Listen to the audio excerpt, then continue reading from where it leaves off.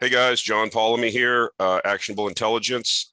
As you guys know, I'm bringing back the interview series after a hiatus, and we're happy to have as our first guest after the break, Irina Slav, who is a journalist that writes quite a bit on energy at oilprice.com. She also has a Substack, and I really enjoy her analysis and editorials that she writes about energy and what's happening. And so we're happy to have Irina on to ask a couple of questions and get her perspective on what's happening in the energy markets and in the supply-demand issues that seem to be cropping up lately here. So welcome to the show, Irina, and happy to have you on board. It's a pleasure to be here, John. Thanks for inviting me. So just for our audience sake, I mean, I gave a short introduction, but if you want to add anything to that, basically, just let people know a little bit about yourself as you feel comfortable, talking about. Right. Well, I've been writing about the energy industry almost exclusively since, I think, 2014, when I started at oilprice.com. It began with the oil and gas industry at first, but then as the energy transition gathered pace, and it gathered pace really quickly, I sort of expanded into that. And from all that I've been reading during all these years, it's becoming the central issue, the energy transition, and whether we can get rid of oil and gas or not. It's getting increasingly interesting. Yes, I would say I'm getting a little bit of feedback when I'm talking. Let me just put on my headphones and see if it's better. Okay.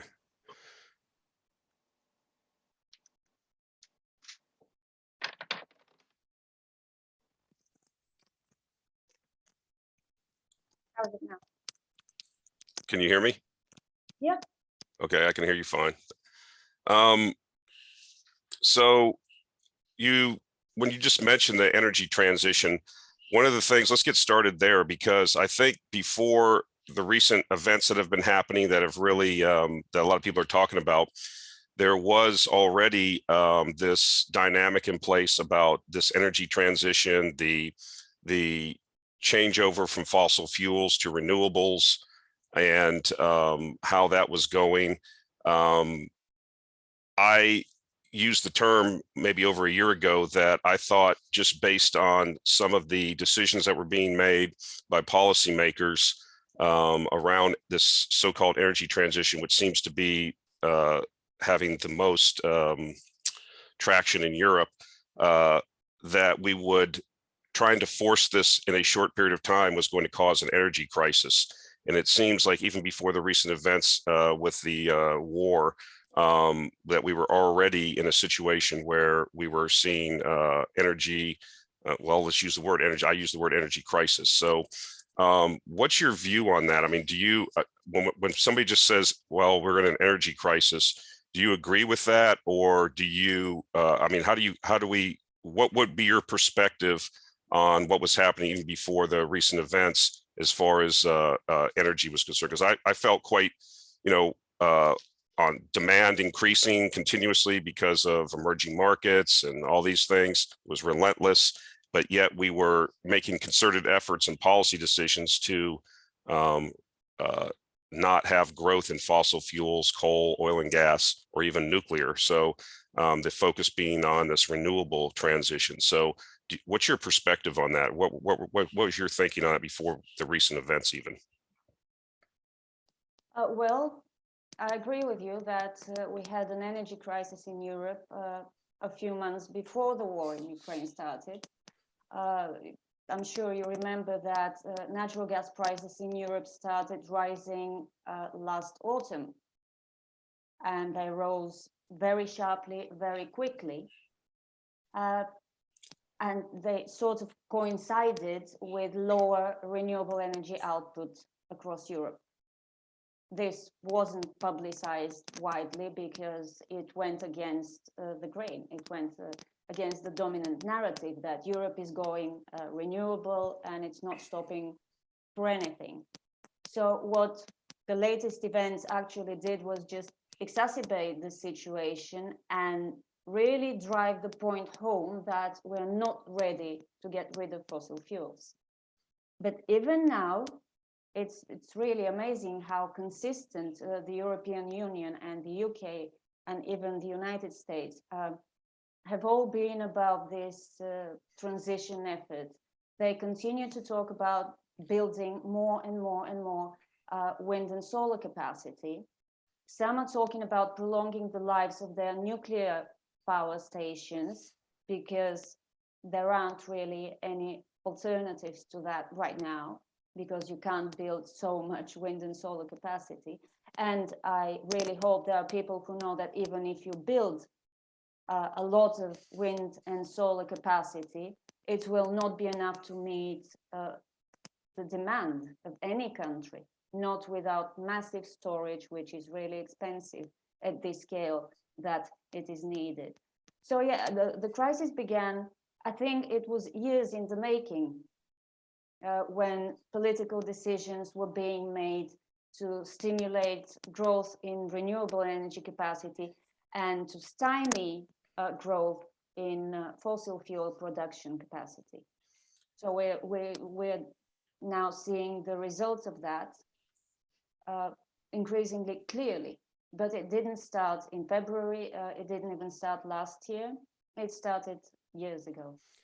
So let's stay on that subject for a minute, because I've been fascinated. We have these real life laboratories of this energy transition, or basically not on market forces in my view, but mostly on political calculations or decisions. For example, in Germany, the Energiewende, the energy transition, in my view of what I've studied on it, is a perfect laboratory for forcing this transition and spending, upwards of 500, 600 billion euros. I don't know, something like this, the Germans have, and really haven't had the success that they forecasted. It's arguable about the CO2 reductions, but they seem to be looking at this from the perspective of, well, this doesn't seem to be meeting our goals, but let's do more now, because it seems like the political class in Germany, well, in a lot of Western Europe, for example, I like to bifurcate Eastern and Western Europe a little bit, but in Western Europe, especially from the Commission in Brussels, that we're going to do this regardless. And then I look at a guy like Václav Smil, who I've listened to his discussions about energy transitions, and these things take decades, not, an election cycle. So what's your view on, like, or I mean, I don't know how much you've studied what Germany's done or the rest of Europe, but it just doesn't seem to be meeting the goals that they originally put out. And Angela Merkel's now gone. Now it's Olaf Scholz's problem. And so they just seem to be saying, let's do more of what doesn't work. What's your view on that? Again, that's exactly what they seem to be doing. They had wind drought, but let's build more wind turbines.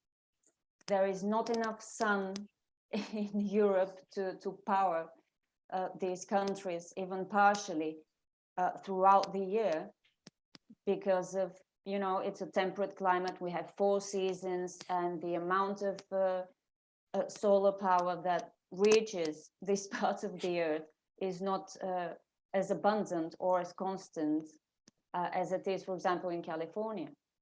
But yes, they are essentially doing more of the thing that is not working. It is working to an extent. I mean, rooftop solar is a great idea if you live in a sunny area. It's perfect, but not around the clock and not around the year. So they're pushing the boundaries of renewable energy when you can't really push these boundaries because of physics. It's as simple as that. As to why they are doing this, this is the more interesting question, I think. I think the climate change, the energy transition has become a full-fledged ideology.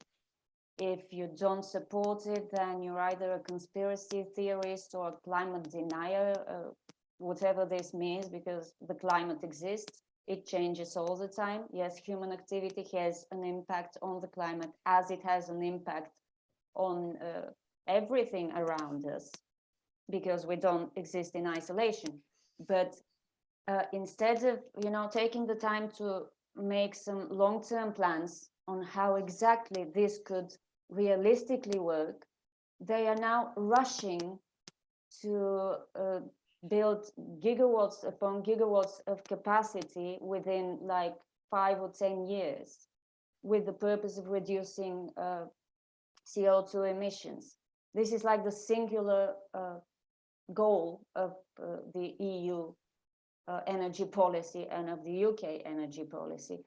It's really baffling, because I think we have much bigger problems than carbon dioxide emissions. For example, fuel poverty, energy poverty, that is spreading very quickly across Europe. And part of the reason, a big reason for this spreading energy poverty, is precisely this rush to quit fossil fuels and switch to renewables. Despite all the evidence, that there's mounting evidence constantly. I mean, if you look at Electricity Map, you're probably familiar with this website that shows you in real time how much generation in each country comes from renewable sources, from nuclear, and from fossil fuels. It's really telling. But yes, they're still doing more of the thing that doesn't work. I find it fascinating because just some of the dichotomy or bifurcations, just even inside the EU, you have countries like France, you have a lot of the Eastern European countries that have legacy nuclear plants. I'm talking about nuclear now. And I've said this before, like, I don't really like getting into this debate about, like you said it very well, the climate always changes. But if you are somebody that, not you, but a person making an argument about CO2 and then excluding nuclear from the entire conversation, like in Germany now, the Greens have wedded, I have the t-shirt here. I like to wear it sometimes, Atomkraft, no danke, nuclear energy, no thank you. They've been on this since the 70s. So they're ideologically impossible to even keep the last 3 reactors in Germany open. The Green Party cannot do this. It would be a complete sellout to their entire 50-year ideology. Yet building more solar plants on the Baltic, where the sun comes up in the winter at 9 and goes down at 3:30 in the afternoon, this is what they're doing. So, I mean, it's baffling to me. So, but yet you see, I think, even in the EU countries, and in the US is the same. We had this huge nuclear build out in the 70s, and I can't get over the fact you said the exact same thing. It's a physics, this is a spreadsheet exercise. How many, kilowatts, do we need, or megawatts or gigawatts or whatever? And then how are we going to get this energy? And then if we're going to use these, less dense forms of energy, less secure or what's the word that they use? Less constant. Yes, exactly. And so, energy poverty is what what we are starting to see. And what the thing that I can't seem to understand is that the political class obviously is wedded to this. They're not going to back down. They don't have an off ramp. They're on this train and everybody's on it with them. And I look at some of these people, I don't want to criticize, but I just look at some of these people like Vanderland in the commission. I mean, Habeck in Germany, and Schultz and Macron and all these people, Johnson.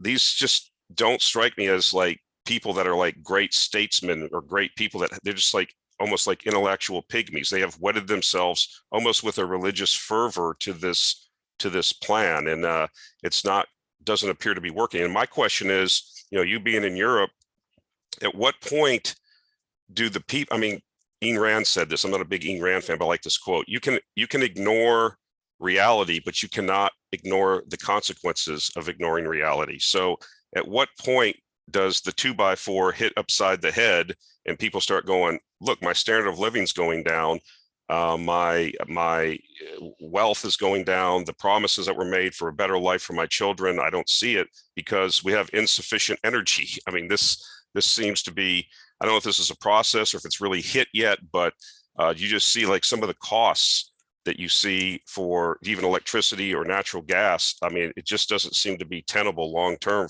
for the average person in Europe. It's not, and people are beginning to wake up to that reality because their electricity bills are going up. They're paying more for fuel for their cars. And we can't all buy electric vehicles because then the cost of electricity will skyrocket and the grid will probably be overloaded.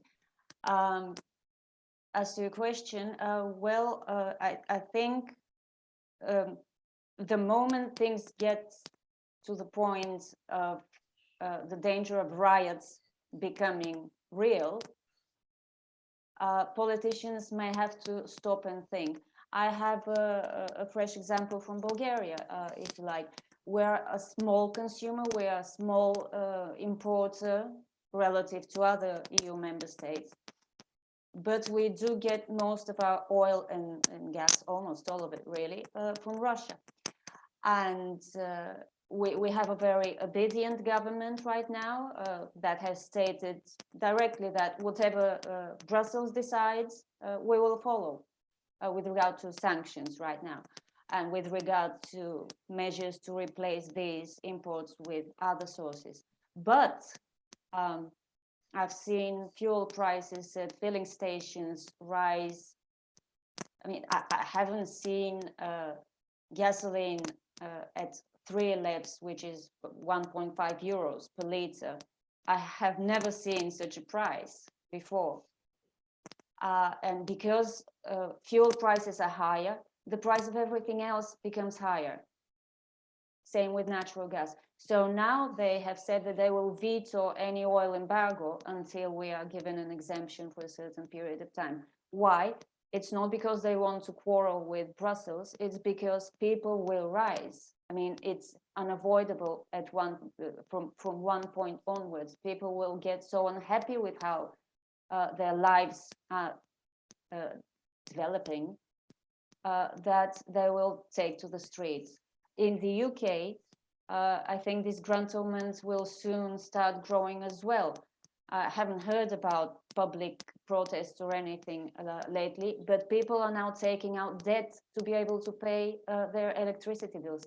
How is that normal? This is absolutely not normal, and it is absolutely unacceptable in any country, but especially in wealthy Western Europe. Western Europeans are used to having their reliable energy, their reliable fuels, and affordable as well. Whatever the inflation rate is, they have been coping for decades.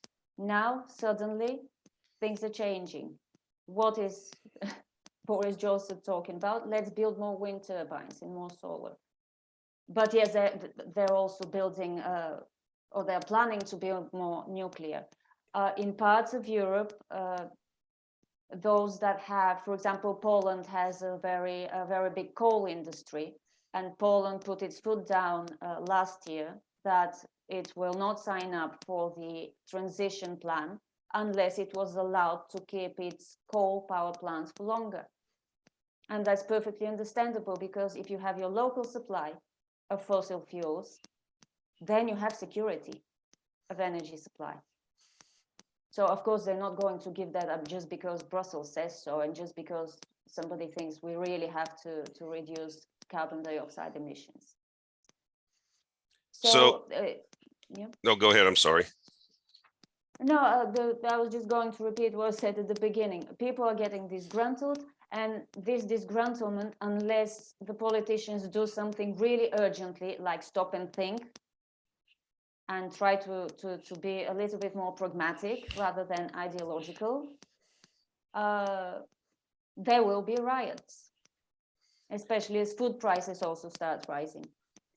So that's a good segue into the next thing I want to talk about. So we were already, as you stated earlier, and I've stated many times on my channel, we were already in I called it an energy crisis. We were already seeing high prices for various reasons in Europe, to the point where we already saw manufacturing like at for example, Yara had to shut down some fertilizer plants. That was before what was happening already with this war.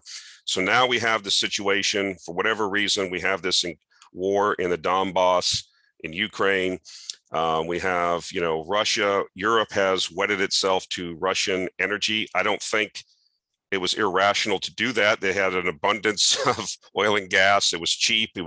Pipelines were existing, so they used it. So now we have this, whether people agree with it or not, people in Europe, at least the political class, wants to take a stand against Russia. I'm not going to get into that. They're doing what they're doing. But again, we have previous decisions and policies that were put into place over decades that now, in my view, weren't necessarily the best decisions. But I mean, billions of dollars spent on Nord Stream 2 for a reason, because the gas was cheap and there was sufficient flows. That's why they built this pipeline. And now everything is just like walking into a bull in a china shop and destroying all that with no, I mean, you said it succinctly in an article you recently wrote, Europe's LNG pipe dream. So the commission decides, these heavyweights on energy that are in the commission in Brussels, and these political class in Europe that basically have no background in any of this, and make an ideological decision. I would say virtue signaling. We're going to put our Ukrainian flags up. And I speak with authority on this. My family's in Ukraine. My wife's in Ukraine right now. I have relatives on both sides. So I don't want to get into the bottom line is we were already in this energy crisis.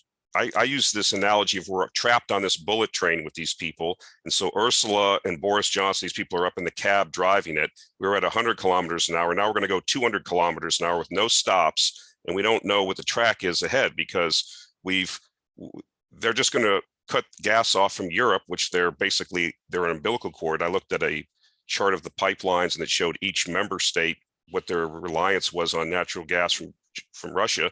And they're just going to say, well, we'll just replace it with LNG. I mean, this is, and then you had this article and you had a source there, and I liked what the guy said. I'll just say, I don't remember. You could probably fill us in, but the guy says, it's going to take years, not 6 months by the end of the year. I mean, this is going to be a train wreck in my view, and I don't mean to be hyperbolic or push panic buttons, but this really has the potential to, I mean, producer prices in the Eurozone, in Germany, France, Spain, 30-40% higher. I mean, it's like skyrocketing. I mean, this is going to translate into consumer prices. And as you well stated earlier, and I point out to people, everything is a derivative of energy. If you don't have energy security, how are you going to have economic, social, and political normalcy? You're going to have all kinds of dislocations. So I don't know if you can comment on that. I like that article, and maybe you can talk a little bit about that, about just some of these whacked out ideas that, Absolutely, yeah. I read somebody wrote an article about it. What was it? The European Union is acting seemingly on the assumption that when they want something from somebody, they will get it. I have no idea what the basis for this assumption is, but here's a very fresh example. Germany is currently negotiating LNG supplies with Qatar. And the negotiations, per a Reuters report from today, have run into a dead end because Germany doesn't want to commit to a minimum of 20 years, a long-term contract. It's hilarious because one of the things the European Union has been doing in recent years was denying or refusing to sign long-term contracts with Russia, but rather signing short-term contracts, frontman contracts, because they thought this would help them get less dependent on Russian gas. It really sounds like a joke. So Germany doesn't want to commit 20 years plus for Qatari LNG supplies, but Qatar doesn't want to commit to shorter terms.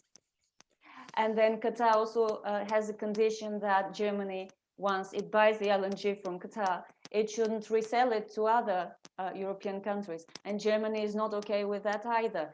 So what's Germany doing?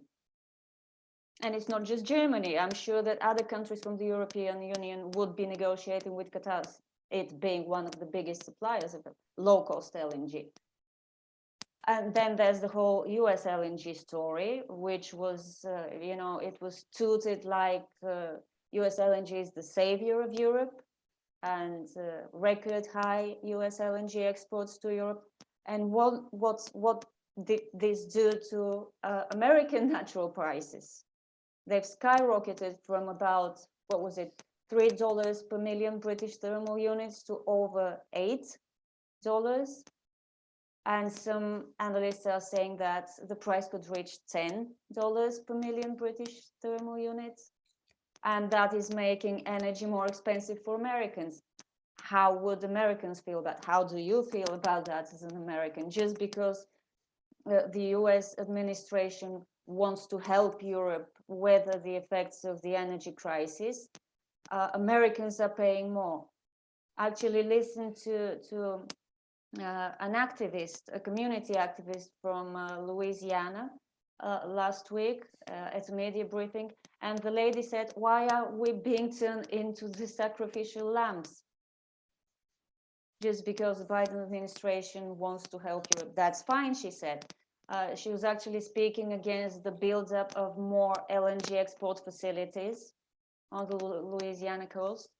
And I completely agree with her. Why should your population suffer because you want to benefit another country's population or another region's population? It's good to help each other. It's moral, it's the right thing to do. But I think you should think about whether your own citizens, your own voters will be paying the bill. I think every government needs to first take care of its own citizens, of its own voters, because these are the people who pay you the taxes that you draw your salary from. These are the people who vote for you or vote against you if they're unhappy with you. So yeah, I think there's a problem with priorities, both in the European Union and I'm afraid in the US too. Yeah, I mean, I'm shocked. Well, I'm not shocked by the political class anymore. I just think that all around the world, it's just kind of this, I'm kind of subscribed to that fourth turning. We're just into that era where, we just have weak leadership, and this is a whole, that's getting off track. But a perfect example here in the US is, the schizophrenia that the Biden administration has around energy. Okay, they came in to power, obviously on the, very high advocates, big advocates for renewable energy transition, of course, demonizing oil and gas. And I don't, when I look at this, this whole energy thing, I look at it as I interviewed Dr. Michael Kelly, who's a ex-professor, he's professor emeritus of engineering at Cambridge. And he was talking about, he was just exasperated by the simple fact that people don't seem to be able to do the math. You need so many quadrillion BTUs of energy to run this, whatever economy you're in, and wherever you want to get it, that's open to debate, but you have to have that, or you don't have, you won't be able to maintain standards of living. So we have this schizophrenic energy policy here in the US where we come in, we're going to have this energy transition, we rail against, we use the powers of the state to regulate or shut down potential pipelines or energy sources, cancel leases, all these things. And then we have this situation with this war. So we want to help the EU, our allies. And so then we are running around, because we have $100 a barrel oil or over $100 a barrel oil Brent and WTI. And so then we're running down to Venezuela and Iran to beg them for, I mean, then we bring the oil executives in from Oxy and Exxon and chastise them. And they're just sitting there, going through the process. They're like, well, why would I bring on a long lead time offshore project that's going to cost $1 billion? And you're sitting here, 6 months ago, chastising me, talking about Elizabeth Warren, talking about excess profits taxes, all this nonsense. So, yeah. I mean, it just seems like nobody is in a real leadership position on this. And I think that, and we'll talk about it a little bit later, but no one's really thought this through is what I think. It's just an all, some people, conspiracy theorists say, well, this is all planned. I don't get into that. I I don't subscribe nefarious motives to that which can be described by stupidity. And that's just what I see. It's just, it's shocking that the United States, which is supposed to be, well, leader of the free world, if you will. I mean, some people subscribe to that, but just the schizophrenia around our energy policy. Yeah, I also don't think it's deliberate. I think they're making it up as they go along, and they're running into contradictions, if you will. Let's call it contradictions. So on the one hand, they, as you rightly pointed out, this administration came into power with the promise to basically reduce America's reliance on oil and gas. 1 year later, they are realizing, they're being forced to realize that you can't just do it as easily as you can say you'll do it. And now they're switching completely their approach, and they're asking for more oil. And because they're not getting this more oil, they're berating the oil industry for doing what it does, but not doing it enough. Just as you said, a few months ago, it was you're producing too much oil, stop producing so much oil because it's dirty and because emissions. Now, please produce some oil. But while you're producing oil, why are you making so much money? It's because you're withholding production. There really is a sort of, if not strictly speaking, schizophrenic, maybe a dissociative problem in the federal government's policy. But what's even more interesting is the policy in the area of renewable energy. For example, the most blatant example is this federal investigation into solar panel imports from Southeast Asia, which has shelved gigawatts of planned solar capacity in the US per the federal government's own plans to build up these gigawatts of solar capacity. So again, you have to get your priorities straight. If you really want a lot more solar power capacity, then maybe you should consider, I don't know, alleviating the tariff pressure on importers and not being so picky about these solar panels, because these are the cheap panels. Solar energy will not be as cheap as it was until recently if it weren't for the cheap Chinese or Vietnamese or Malaysian solar panels. If you don't want that, if you suspect that China is using slave labor to produce these panels, then get used to the thought that you will need to grow your local production of solar panels, and that they will be more expensive, and this will make the final product more expensive. I mean, you can't have something for nothing. There is always a trade-off. So first you have to get your priorities straight. Do you want to continue being reliant on oil? Do you want to phase it out as quickly as possible, whatever the consequences? And then follow that path, you know, which is not what they're doing. They're just running around like, I don't know, like chickens with their heads cut off, really, in both the European Union and in the US. So let's, this is really great conversation. What you just said is perfectly, I mean, I work in the solar industry, and 78% of the projects are at risk of being canceled. There's already projects that are mothballed. I already just left one company because they don't have panels. They're facing up to 200% tariffs. That just blows the project economics out of the water.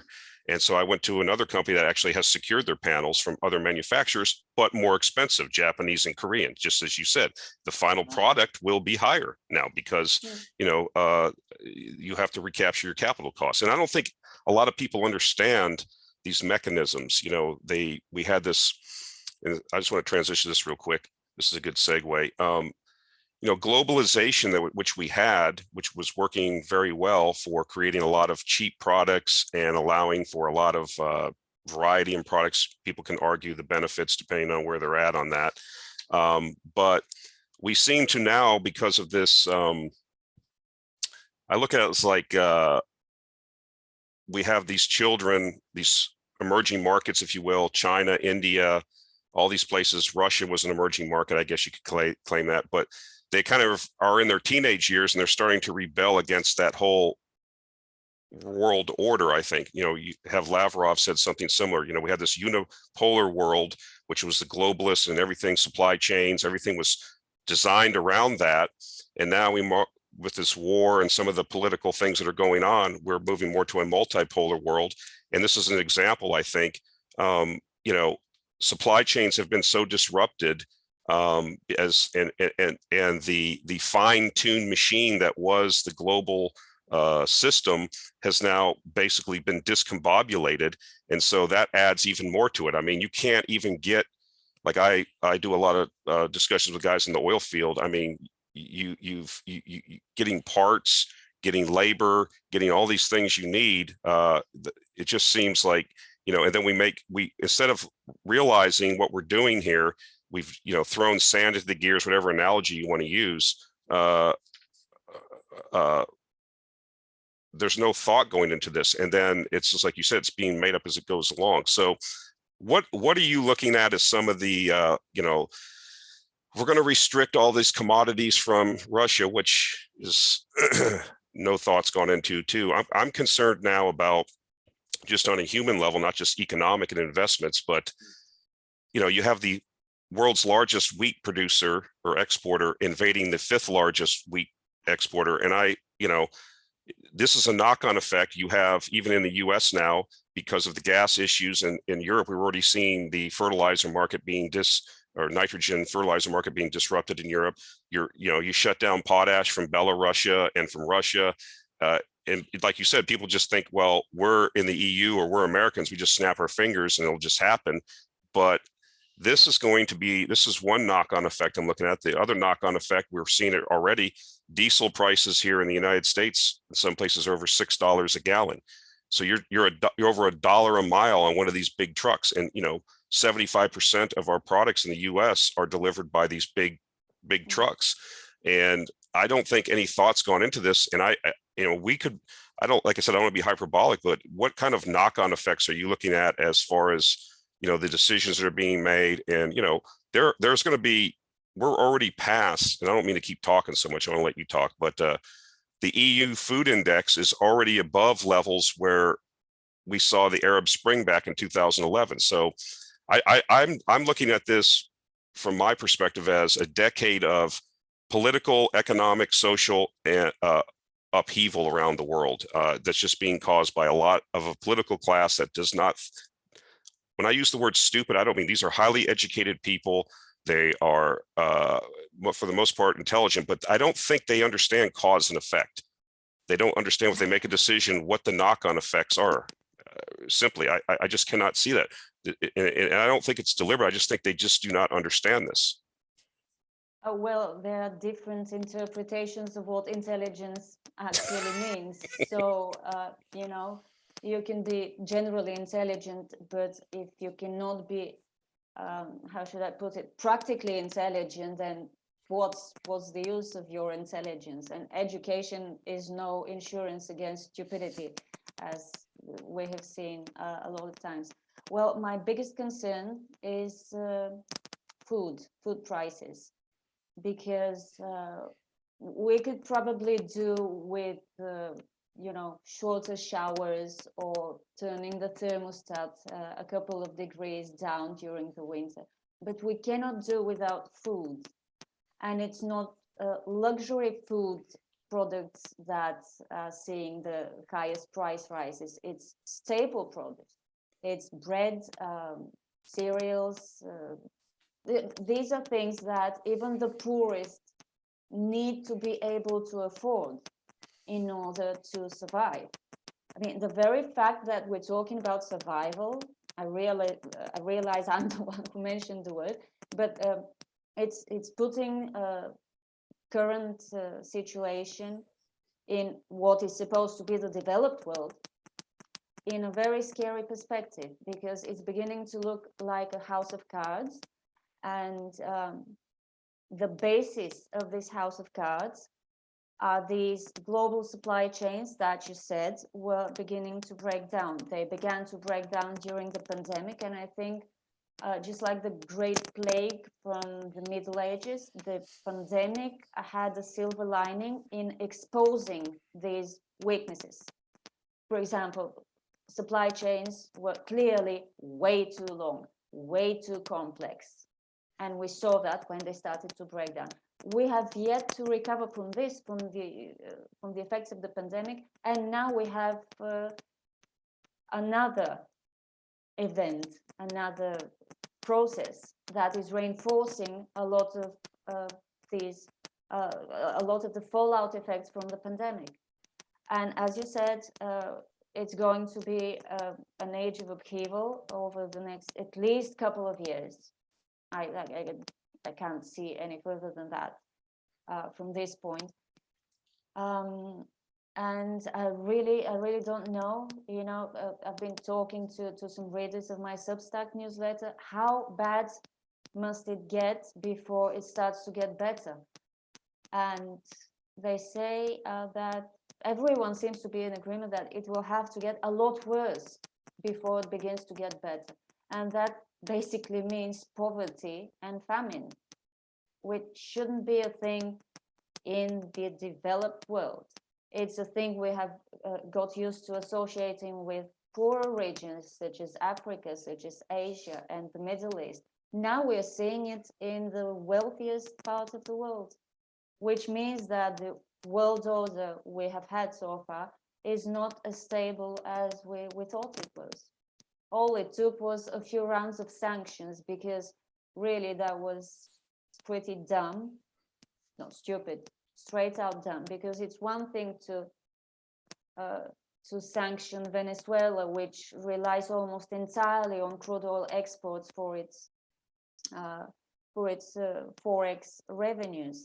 Russia is not Venezuela. Russia has a much bigger economy and a much more diversified economy, which is also something not widely known in the West, which is surprising. I mean, you have a complicated relationship with this country. At least study it a bit before you start punishing it, just so you're sure this punishment won't hurt you more than it hurts the object of the punishment, which is what we're seeing effectively.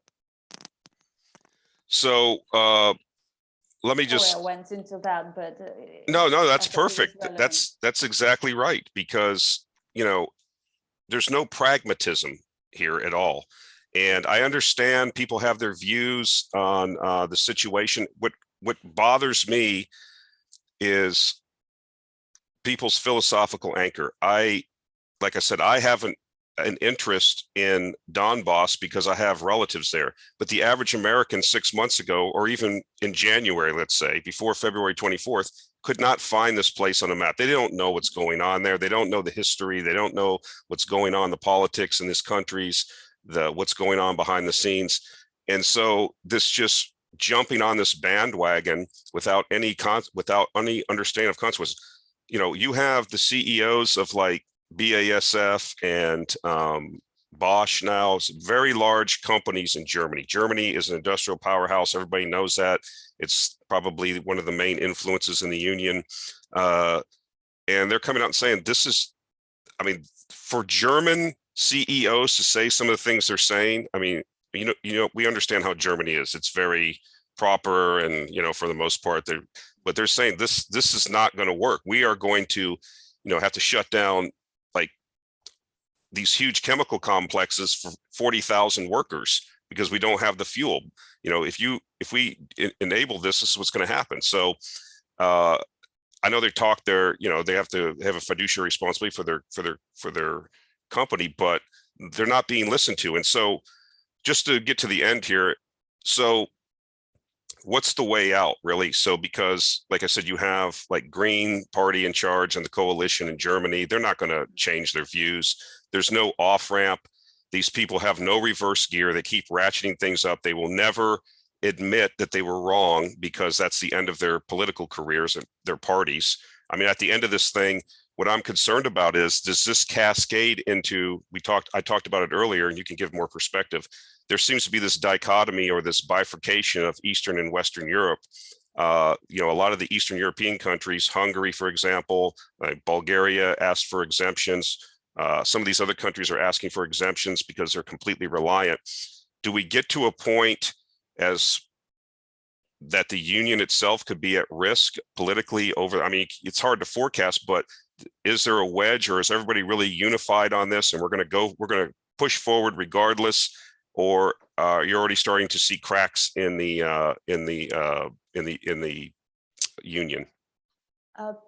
Well, they are presenting a united front, but Hungary, for example, stands out right now. It stands out right now because Viktor Orban has been adamant that Hungary needs more concessions and it will not sign up for the oil embargo.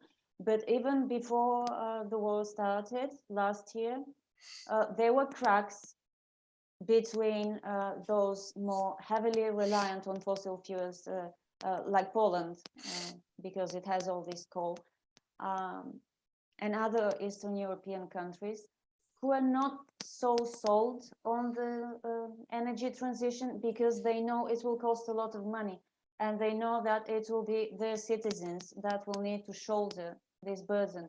Of course, the European Union is promising grants and other forms of financial support, but it's tricky because, for example, this recovery plan, the pandemic recovery plan that each member state has to make in order to be able to apply for financial aid from the European Union.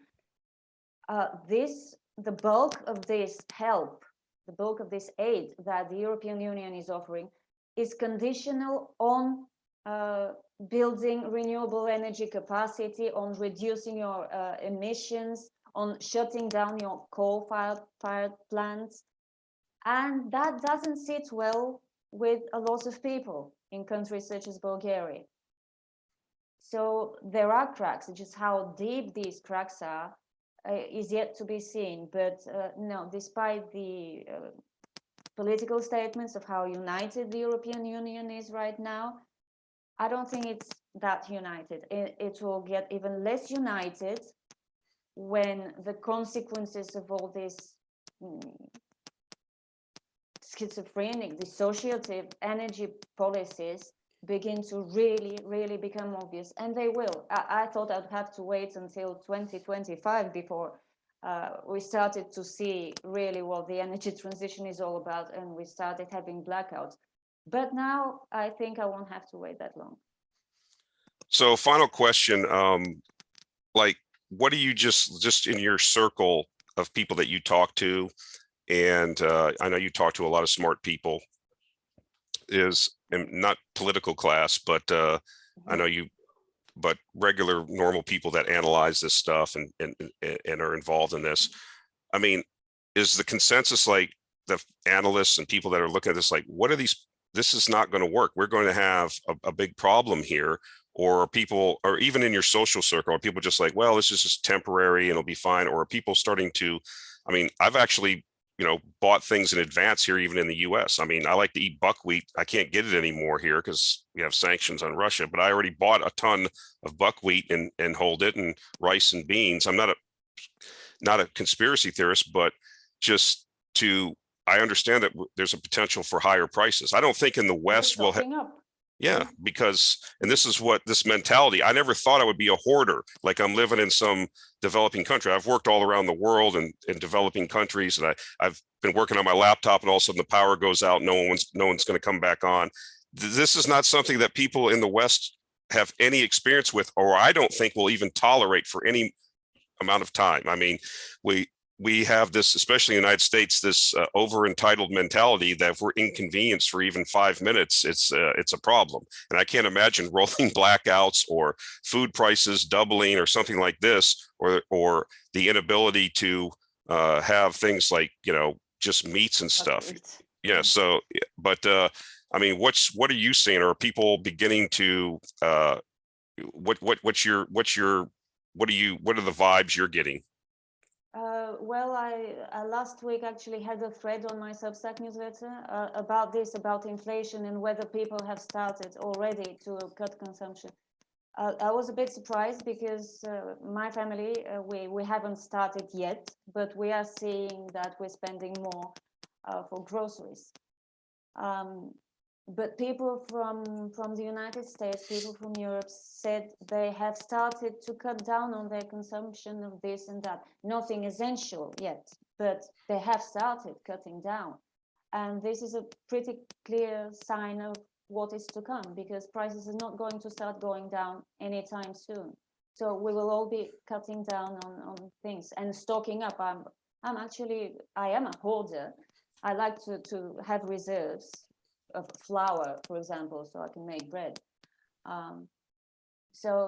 Yeah, I see people getting increasingly nervous, especially in the western part of Europe, where, as you accurately said, people are not used to this. I mean, my generation, I'm a Gen Xer, and I remember the 80s. I remember the blackouts, even though I was pretty young. My daughter doesn't remember this, so for her, a blackout would be a shock. She's 10. She's used to, having it easy. And Western Europe is like the 10-year-olds in Bulgaria today. They have no experience. They have no recollection of difficult times.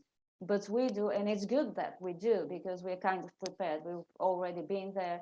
We can go through it again. But those who have no memory of such times, they will be hit hard. Okay, well, we've been going pretty long. That's my timer. So this has been really great. Do you have anything else to add, or anything we missed, or anything that you wanted to expand on because I talked too much and didn't let you talk?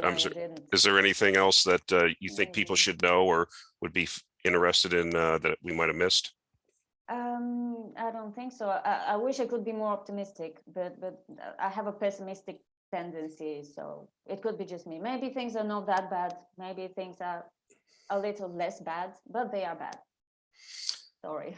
And not a lot of prospects until we see, I don't think the pain threshold go high enough where people change the leadership. So anyway. Yeah. I want to let you speak about where people can find your work. Obviously, you mentioned you've been writing at oilprice.com for a while, but you recently started a Substack, which I encourage people to follow. Your writing's awesome. I know this is what you do full time, so I'm just a generalist on these things, but I like to follow people that I trust and people that have demonstrated they know what they're talking about. So, I mean, where can people follow you if they want to learn more about your work? Well, I have a Twitter account. It's Slav Energy. I can never remember that because I'm not used to reciting it. But yes, Slav Energy, I think, is my handle. I'm also on LinkedIn with my name, Irina Slav, and Substack and oilprice.com. All right, I'll put links in the show notes for all of this, and I encourage people to put you on their somebody to follow. All right, it's been terrific. I appreciate it, and hopefully we'll talk again in the future as things develop. It would be a pleasure. Thanks for having me, John. It's been a pleasure. You're welcome. Thank you. Bye. Bye.